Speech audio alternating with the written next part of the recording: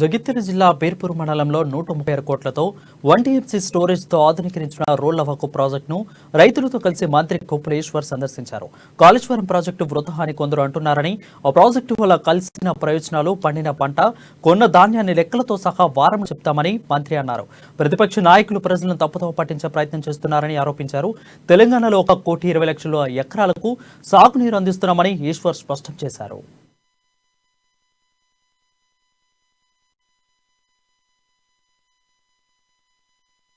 ఒక అవగాహన విషయానికి ఈ యొక్క సమావేశాన్ని మనం ఏర్పాటు చేసుకోవడం జరిగింది.